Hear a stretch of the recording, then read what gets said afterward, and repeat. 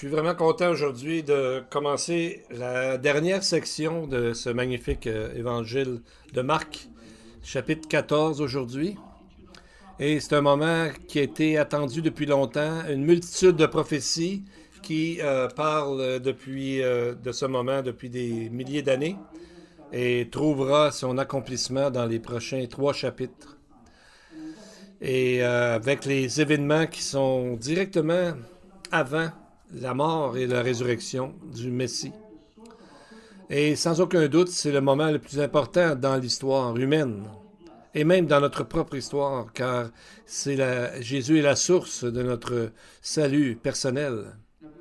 Alors, avant d'ouvrir les Écritures, comme notre tradition, prions pour bénir la parole de Dieu, remercier Dieu d'avoir donné la parole parmi nous. Seigneur, notre Dieu, Dieu de l'univers, nous sommes heureux de pouvoir te dire que nous t'aimons et que tu nous donnes la parole de la vérité et tu as planté parmi nous la vie éternelle. Béni sois-tu, toi qui nous as donné la chance d'avoir les Écritures. Amen. Maintenant, chapitre 14 de l'Évangile de Marc, c'est comme entrer dans un endroit saint où on voit que Jésus va être donné dans les mains des hommes pour le tuer et heureusement, la sainteté sera piétinée, mais il va beaucoup souffrir. Mais gardons nos yeux sur lui parce que nous savons qu'il ressuscite et qu'il est le Dieu qui sauve. Et toutes ces prophéties, en passant par justement l'agneau de Pâques, comme Isaïe et Jérémie ont pointé vers ce moment, et le fait qu'il a été sacrifié à l'extérieur de la ville, comme le Lévitique disait qu'il fallait faire les sacrifices à cet endroit-là, et il ressuscite au moment même où les prophéties avaient déjà annoncé, le 3e jour. Ce qui accomplit les prophéties de Jonas et de Osée. Donc, il a pris tout le jugement sur lui, même jusqu'à la dernière minute où il y a eu un larron qui s'est converti, qui Jésus lui a dit « Aujourd'hui même, tu vas être avec moi dans le paradis ». Verset 1 de notre texte. La fête de Pâques et des pains sans levain.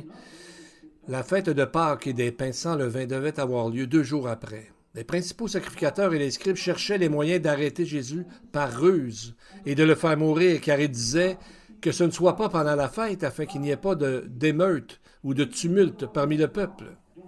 Alors pourquoi le souverain sacrificateur, les Sadducéens et les scribes cherchaient des moyens d'arrêter Jésus par ruse?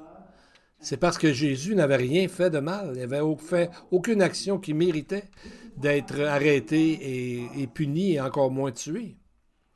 C'est parce qu'il était l'agneau parfait, justement, de la Pâque.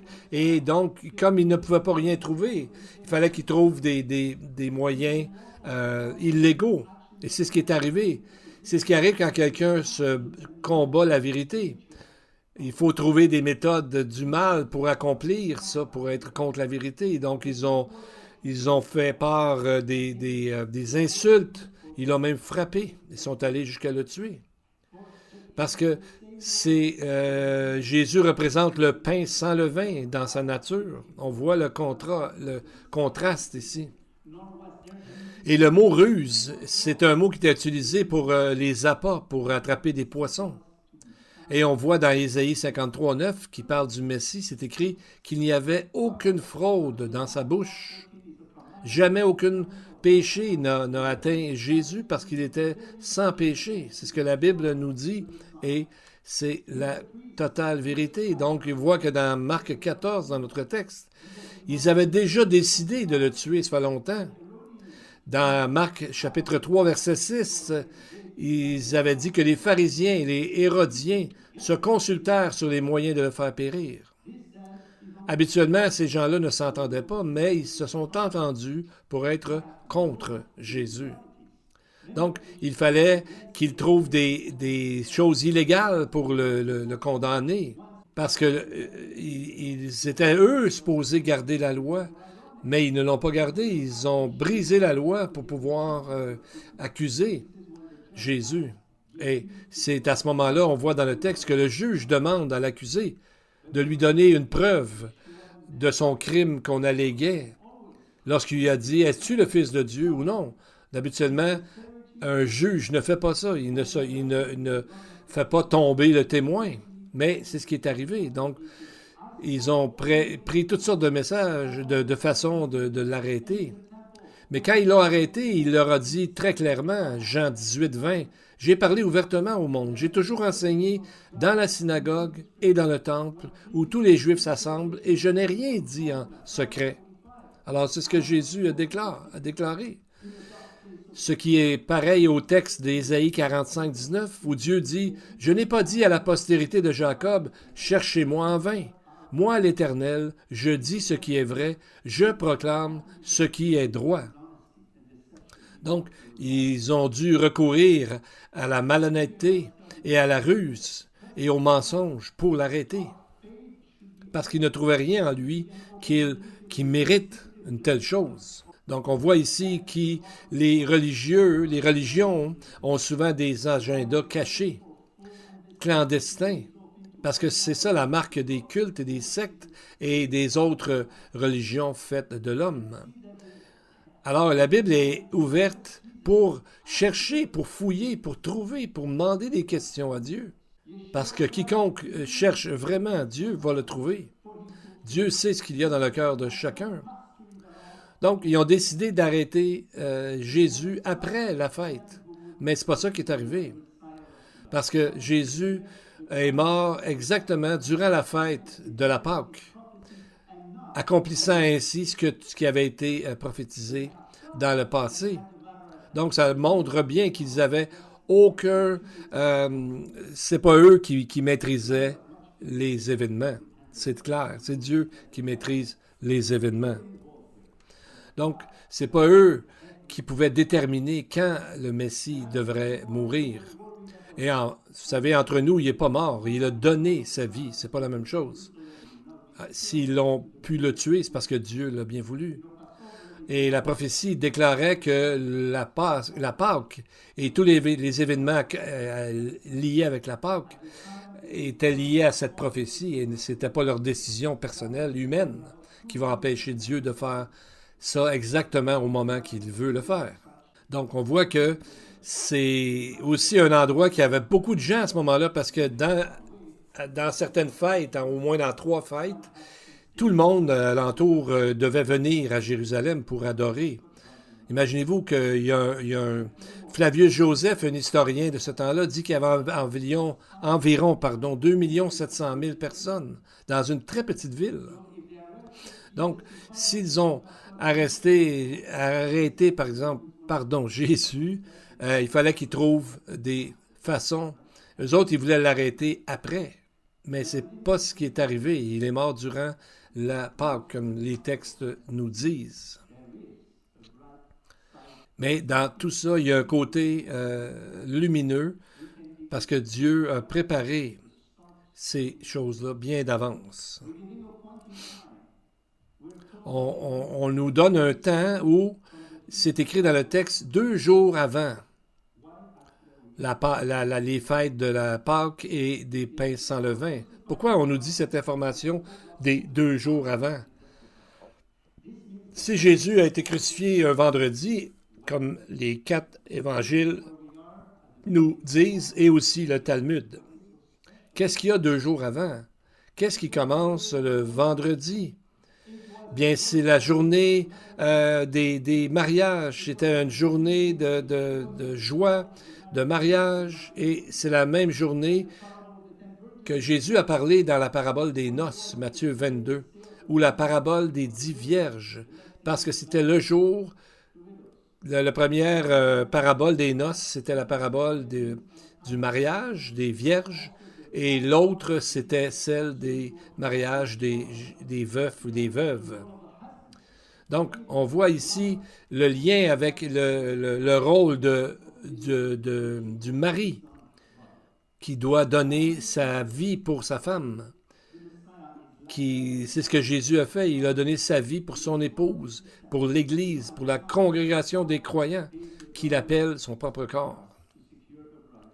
Donc, C'est ce que Jésus faisait. Dans les mariages, il y avait 3 étapes à ce moment-là. Il fallait que le père paye une dot pour s'assurer d'avoir une femme pour son enfant.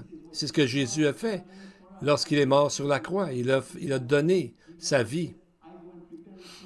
Et ensuite, Jésus a dit, Jean 14, 2, « Je vais vous préparer une place, afin que là où je suis, vous y soyez aussi. » Après sa résurrection, Jésus a fait exactement ce qu'il a dit. Il est présentement en train de nous préparer une place. Présentement, on pourrait dire que Jésus est encore un charpentier, dans le sens qu'il nous prépare une place comme il a promis. C'est la prochaine prophétie qui doit arriver, c'est l'enlèvement. Lorsque, enfin, Jésus va prendre des croyants avec lui. Et les 2 jours avant la Pâque, c'était justement des préparatifs pour ces mariages-là qui se passaient durant le temps de la Pâque. Et c'est pourquoi que le prochain verset parle que Jésus a été oint. Parce qu'à ce moment-là, on oignait les mariés et les rois et les sacrificateurs. Donc, on comprend dans le texte que tout ça était proche d'arriver. Et on voit que ça nous parle un peu de vous savez, on appelle ça la semaine de la Passion. Et il y a un lien très fort avec Osée, chapitre 6, verset 2. Le texte dit, en parlant de Dieu, « Il nous rendra la vie dans 2 jours. Le 3e jour, il nous relèvera et nous vivrons devant lui. » Il nous rendra la vie, c'est le Seigneur qui nous rendra la vie. En hébreu, c'est le mot « haya », le mot « vie ». Et on voit que 2 jours, le fameux 2 jours dans Marc, c'est là qu'il est mort et ensuite a ressuscité pour offrir aux gens qui voudront croire la vie éternelle. Comme le texte dit, « Et nous vivrons devant lui pour ceux qui ont accepté par la foi Jésus-Christ. » Et il nous ressuscitera le 3e jour. C'est ça qu'il est dans l'idée du texte. Et le Targum, la Bible en araméen qui était utilisée à ce moment-là, dit « Il nous donnera la vie dans les jours de consolation à venir, le jour de la résurrection des morts. Il nous ressuscitera et nous vivrons devant lui. » En araméen, les mots « aya » et « kum » sont utilisés pour désigner une résurrection. « Aya » est pour une résurrection spirituelle, et l'autre mot, kum, est une résurrection, si on veut, une guérison physique. Mais pour ce qui est le croyant, nous avons premièrement la résurrection dans la vie éternelle par la foi, et ensuite, physiquement, nous serons amenés au ciel avec un nouveau corps, comme la Bible nous promet. Donc, nous anticipons le fameux grand mariage, les noces de l'agneau, entre Dieu, Jésus et son épouse, les croyants en Christ. Et il y a des commentateurs juifs qui ont comparé le passage d'Osée 6 qu'on vient de voir, la mort et la résurrection, avec celle des eaux séchées dans Ézéchiel 37. Dans les 2 cas, Israël apparaît comme mort dans la diaspora, mais sera ressuscité ou reviendra à la vie, si on veut dire qu'ainsi, à la fin. Et Osée 6.3 nous dit ceci, une autre prophétie par rapport à ça, et nous demande de connaître, cherchons à connaître l'Éternel, sa venue est aussi certaine que celle de l'aurore. Il viendra pour nous comme la pluie du printemps qui arrose la terre. Donc, le salut commence par la connaissance de Dieu, par la foi, et c'est ensuite que la guérison et le repos éternel arrivera. Donc, ici, la pluie de la première saison et la dernière saison sont comparées avec la quête, la recherche du divin, comme une semence qui est en terre et qui attend de pouvoir avoir la pluie pour produire. Bien, nous allons voir dans le chapitre 14, verset 3, on va parler de 2 personnes en particulier, et surtout une femme qui avait l'air à connaître beaucoup de choses au sujet du Seigneur. Puis on va essayer de trouver comment ça se fait qu'elle en connaissait autant. Verset 3. Comme Jésus était à Béthanie, dans la maison de Simon le lépreux, une femme entra pendant qu'il se trouvait à table. Elle tenait dans ses mains un vase d'albâtre qui renfermait un parfum de nard pur de grand prix. Et ayant rompu le vase, elle répandit le parfum sur la tête de Jésus. Voyez ici le contraste. On parle de deux groupes d'individus qui sont en train de comploter pour tuer le Messie par ruse. Et on arrive à voir deux individus qui sont considérés au niveau social, au statut social, dans le texte, un lépreux et une femme, que nous allons voir que Dieu, que le lépreux et la femme, en fait, connaissaient plus de choses au sujet de Dieu que les propres sacrificateurs eux-mêmes. Premièrement, le lépreux, qui n'était plus un lépreux parce que il a été guéri. Vous savez, ils l'ont passé par le toit parce qu'il ne pouvait pas rentrer dans sa maison. Et il a été guéri comme ça. Et donc, il a guéri un lépreux. Et ça dit beaucoup au sujet de cet individu qui a montré que Jésus était vraiment le Messie. Et qu'est-ce qu'il a dit après? Marc 1, chapitre 1, verset 44. Il lui a dit à ce lépreux qui a été guéri, « Va te montrer au sacrificateur et offre pour ta purification ce que Moïse a prescrit, afin que cela leur serve de témoignage. » Donc, il a retourné le lépreux guéri vers les sacrificateurs pour les faire réaliser que seulement le Messie pouvait faire un tel miracle. Donc, quand Jésus a guéri le lépreux, eh bien, il a dit de retourner à ces gens-là pour qu'ils, justement, servir de témoignage. Et c'est sûrement le même que Marc mentionne ici. Et on voit son nom. Il s'appelle Simon ou Shimron. En hébreu, vient du mot samar, qui veut dire de écouter, d'entendre, qui est dans le fond le sens, souvent en hébreu, d'obéir. Donc, et en même temps, par son nom, c'est comme si les gens pouvaient dire « Écoute et vois ce que Jésus a fait avec cet homme qui était lépreux. » Il savait très bien qui était Simon le lépreux. Donc, ça avait fait toute une rumeur alentour de ce que Jésus avait fait. Donc, ils ont été obligés de se dire « Il va falloir le tuer, l'attraper par ruse. » Parce que tout le monde est au courant de cette guérison du lépreux. Maintenant, on va aller voir une femme mystérieuse qui arrive dans la maison et oint Jésus avec un parfum de très grand prix. Qui est-elle? Et comment ça se fait qu'elle est arrivée de même? Puis justement, à ce moment-là, on va... des 4 évangiles parlent de elle. Si on met les 4 évangiles ensemble, on n'en vient qu'à trouver qui elle est. Et Jésus donne la raison lui-même pourquoi elle a fait ça. Verset 8. Elle a d'avance embaumé mon corps pour la sépulture. Donc, ça nous dit beaucoup au sujet d'elle. Comment savait-elle qu'il était pour mourir, alors que même les disciples n'avaient pas encore compris ce fait? Et voyez comment elle a été dans l'émotion, dans ce qu'elle a amené. Elle a donné le meilleur qu'elle avait pour le meilleur de tout le monde entier, Jésus lui-même. Donc, cette femme a été un grand témoignage contre les chefs religieux qui étaient supposés, eux, proclamer et eux-mêmes oindre le Messie. Mais ce n'est pas eux qui l'ont fait, c'est elle. Donc, on voit qu'elle devait sûrement être présente aux études qu'il faisait pour la Torah. Et vous savez, il y a un texte qui dit dans un Talmud, dit que tout comme les femmes n'ont pas étudié la Torah, de même, eux n'ont pas apporté de phylactère. Les choses, vous savez, il mettait un verset là-dedans.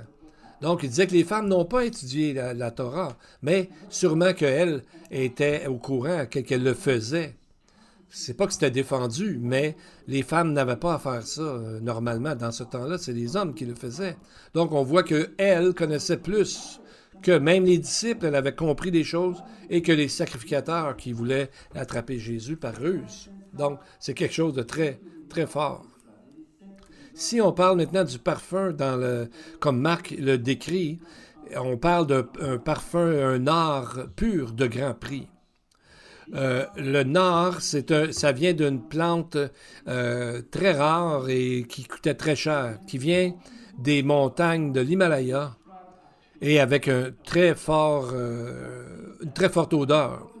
Il est mentionné seulement ici et dans l'Évangile de Jean pour ce parfum-là. Et on voit un autre endroit où ça ressemble à ça, le Cantique des Cantiques, chapitre 1, verset 12. Où la dame dit « Tandis que le roi est dans son entourage, mon art exhale son parfum. » Le mot pour parfum ici, c'est le même mot, nard, le même mot qui était utilisé pour décrire les parfums des femmes et un parfum très cher. Et on voit ici que le fiancé est assis à la table et cette femme, qui n'est pas nommée, peut représenter d'une certaine façon chaque croyant qui amène son adoration à Dieu. Donc, on voit que comment c'était juste avant, finalement, que Jésus soit tué et enterré. Donc, elle avait amené dans ses mains un or de grand prix pour, justement, le verser sur la tête de Jésus.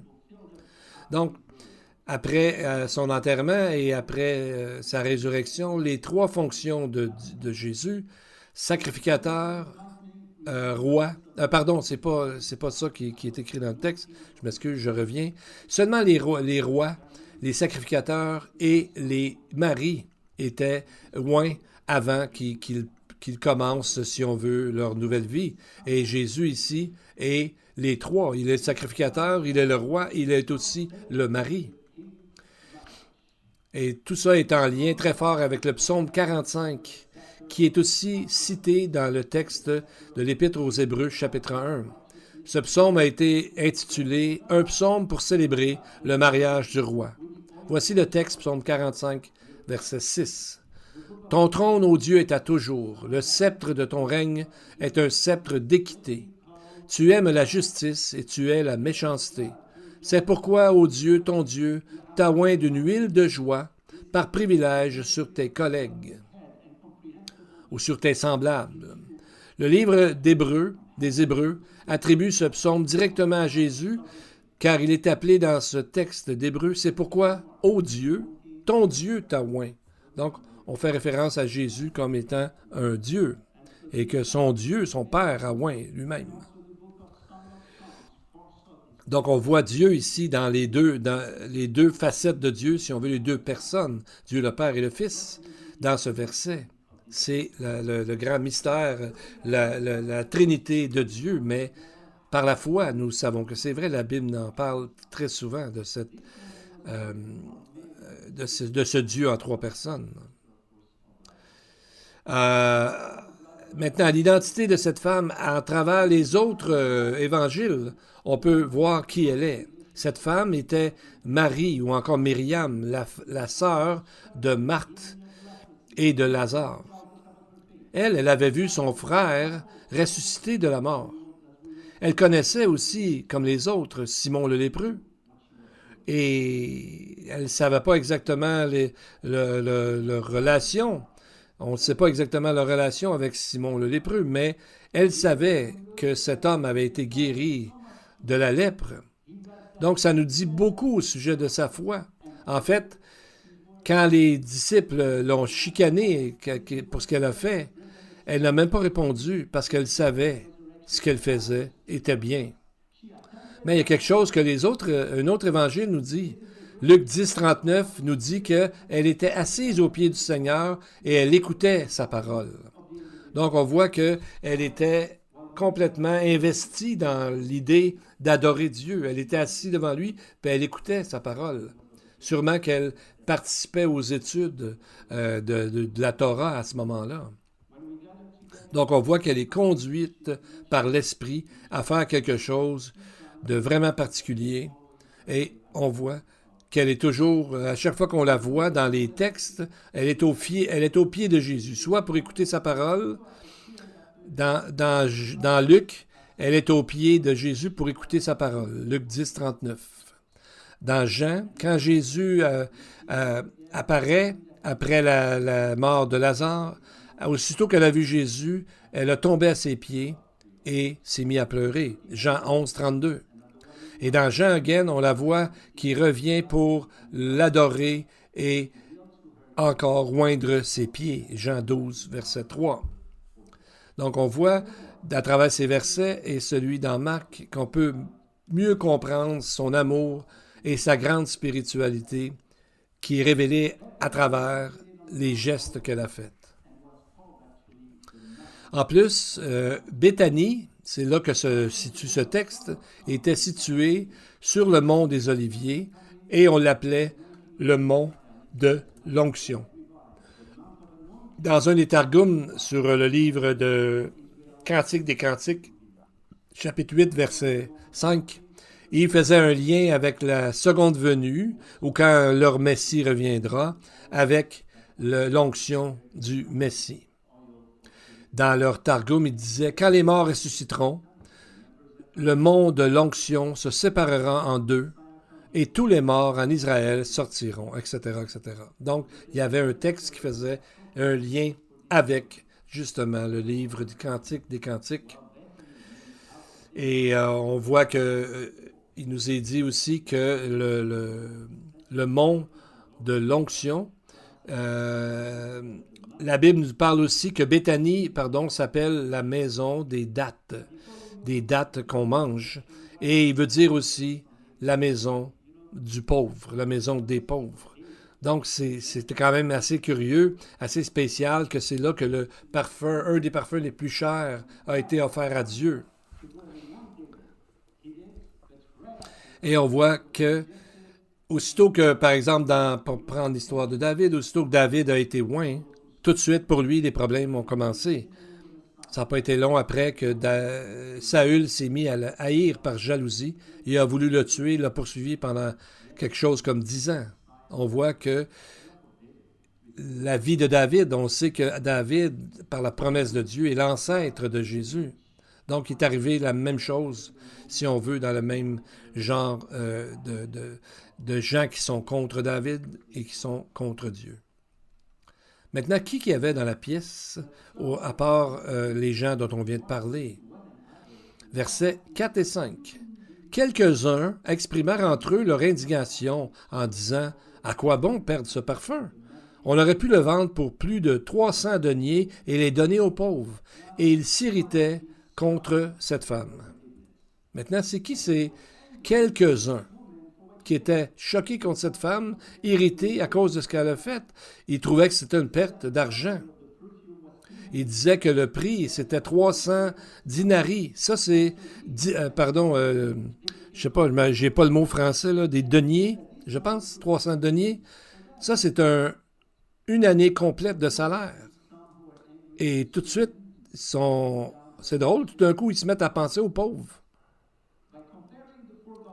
en disant que ça aurait pu être utilisé pour les pauvres. Donc, on peut voir que quelques-uns qui ont été choqués contre cette femme ont commencé à chialer, ont commencé à dire des choses mal contre cette femme. Et en comparant les 4 évangiles, on voit qui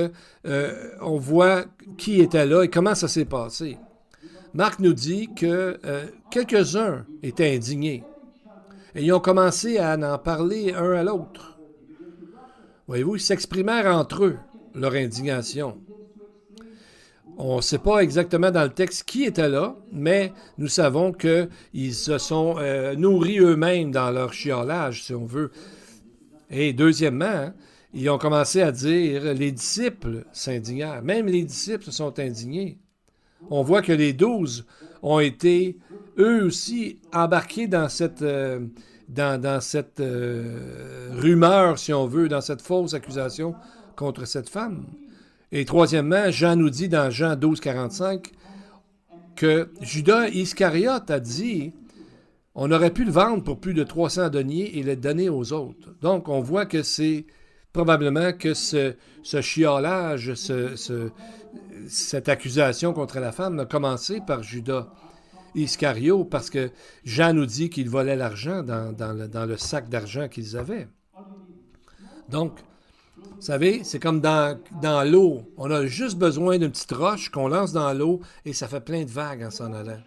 Donc, c'est la même chose. La calomnie, la médisance et de chialer contre les autres, ça fait ça. Il y a quelqu'un qui commence, et dans notre texte, on peut comprendre que c'est Judas Iscario qui a commencé ça, et ça fait comme une réaction en chaîne. Dans le livre des Nombres, on voit une situation similaire de cause à effet. Et comme les proverbes disent que finalement, on va en se tenant avec certaines personnes, on va commencer à leur ressembler. Paul en parle aussi en disant que les mauvaises compagnies corrompent les bonnes mœurs. Donc, on voit dans le chapitre 11 du livre des Nombres que les gens ont commencé à chialer contre l'Éternel. C'est écrit, « Le peuple murmura, et cela déplut aux oreilles de l'Éternel. » Et le verset 1 dit, dans Nombres toujours, chapitre 11, « Lorsque l'Éternel l'entendit, sa colère s'enflamma, le feu de l'Éternel s'alluma parmi eux et dévora l'extrémité du camp. » Donc, on voit ici que Judas, lui, était un peu le comptable du groupe et il se disait que c'était son travail de dénoncer ce qu'il appelait une perte, quelque chose qu'on dépense de l'argent pour rien. Et c'est le verset 7 ici ça a été un verset qui a amené beaucoup de commentaires. Pas facile à comprendre. Verset 7 dit « Car vous avez toujours les pauvres avec vous, et vous pouvez leur faire du bien quand vous voulez, mais vous ne m'avez pas toujours. » Comment comprendre ceci? Bien, une chose est claire, c'est que Jésus amène cet acte de cette femme pour montrer l'importance de ce moment où bientôt il va mourir, se sacrifier pour offrir le salut. Donc, on voit que ce moment révélateur ici est très important. Et on voit que Judas, probablement dans son cœur, ça commençait à aller mal parce que on voit que c'est pas longtemps après qu'il a vendu Jésus pour quelques pièces d'argent.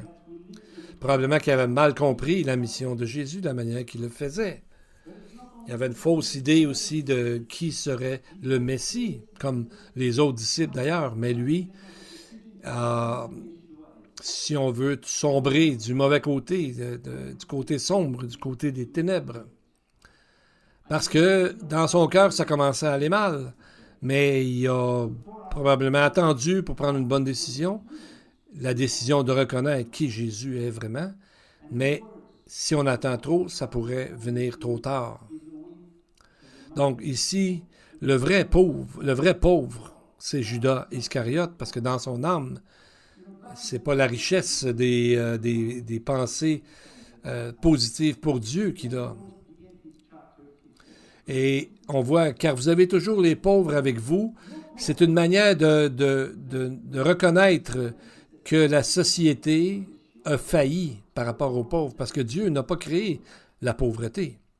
Si on retourne dans Deutéronome, on trouve un argument similaire. Le Seigneur dit, Deutéronome 15, verset 4, « Il n'y aura pas d'indigents ou de pauvres chez toi. » Mais au verset 11, il dit quelque chose qui ressemble à ce que Jésus dit dans Marc. Il dit, « Il y aura toujours des indigents dans le pays. » Comme Jésus a dit, « Il y aura toujours des pauvres parmi vous. » Ça a l'air d'une contradiction, mais c'est une prophétie de la dureté du cœur de l'homme, car ils ne vont pas écouter ce que Dieu leur dit du tout. Quand le Seigneur dit « Il n'y aura pas d'indigents chez toi ou de pauvres », c'est la situation idéale quand tous les gens vont écouter la parole de Dieu et la mettre en pratique. Il n'y aurait pas de pauvres si tous les gens aimaient leur prochain vraiment comme eux-mêmes. Mais parce que nous sommes dans un monde méchant, il y aura toujours des indigents. C'est pour ça que Jésus a dit « Vous avez toujours les pauvres avec vous ». Vous savez, pour la Pâque, c'est une saison pour donner aux pauvres. C'est un moment pour donner aux pauvres. C'est pour ça que beaucoup de maisons juives ouvrent leurs portes aux pauvres. Dans la Haggadah, qui est un écrit qui parle d'une invitation, qui dit que les pauvres peuvent venir directement au début du souper en disant que tous ceux qui ont faim viennent et mangent. Tous ceux dans le besoin, venez participer à la fête de la Pâque. Donc, c'est ce que ce texte-là nous disait.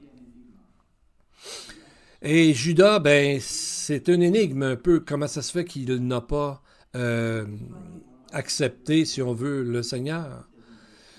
Il dit au verset 4, on sait que maintenant que la rumeur vient de lui, à quoi bon perdre ce parfum?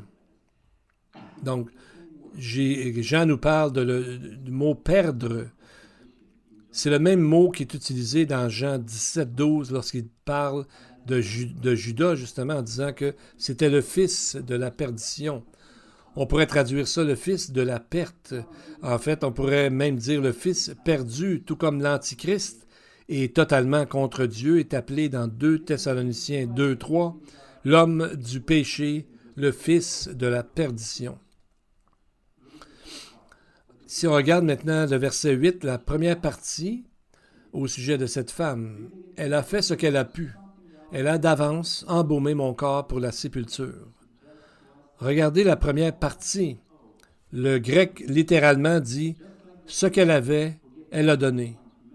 Elle a fait ce qu'elle a pu, c'est ce qui a été traduit, mais c'est ce qu'elle avait, bien c'est ce qu'elle a donné.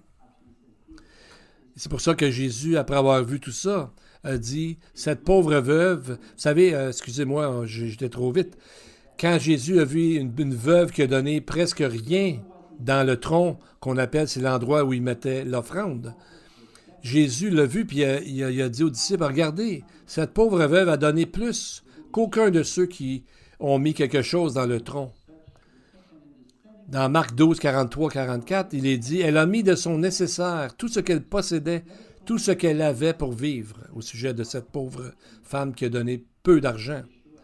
Les deux n'avaient pas beaucoup de choses, mais ils ont donné le mieux de ce qu'ils avaient. Ils ont donné tout ce qu'ils avaient. Un peu comme Anna, la mère de Samuel, qui a été mal comprise par...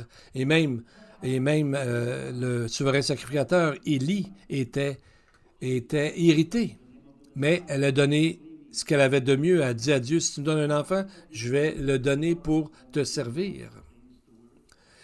Et Jésus a dit quelque chose de très important au sujet de cette femme, verset 9. « Je vous dis en vérité, partout où la bonne nouvelle sera prêchée dans le monde entier, on racontera aussi en mémoire de cette femme ce qu'elle a fait. » Mais qu'est-ce qui a fait que cette femme va être célébrée partout? C'est qu'elle a élevé le nom du Messie en proclamant son œuvre de rédemption, parce qu'elle savait d'avance qu'il était pour mourir bientôt, et elle a donné tout ce qu'elle possédait.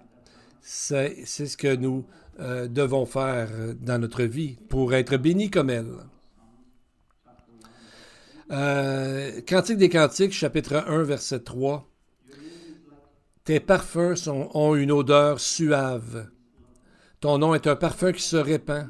C'est pourquoi les jeunes filles t'aiment. » On voit que c'est une histoire qui s'est développée par rapport à ce texte-là, et les commentateurs rabbiniques au sujet de ce Cantique des Cantiques ont fait un lien avec le père Abraham. Parce que dans Genèse 12.1, Dieu dit « Va-t'en de ton pays, ta patrie et de la maison de ton père. » Donc, c'est comme s'ils ont compris que Abraham, en faisant cela, bien, tout le monde parlerait de lui. Et c'est un peu la même chose qui est arrivée avec la femme.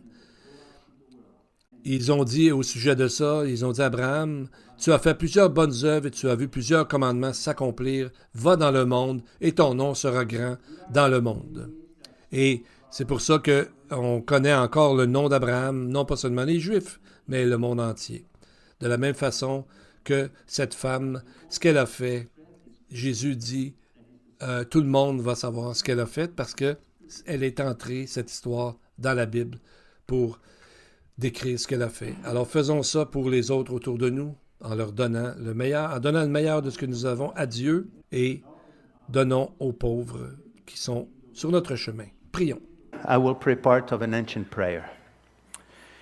Vitkadal vitkadash shemeraba, exalted and hallowed be his great name, in the world which he created according to his will, Blessed are you, O Lord our God, the God who is great, powerful, and revered, the God most high, the Lord of heaven and earth, our shield and the shield of our fathers, the God who increased our faith in every generation. Blessed are you, O Lord, for you are the shield of Abraham, and you are the shield of everyone who humbly comes to you with a repentant heart. Today, Lord, we have seen through these great pages of Mark how you are so loving, so patient, not wanting that anyone perishes.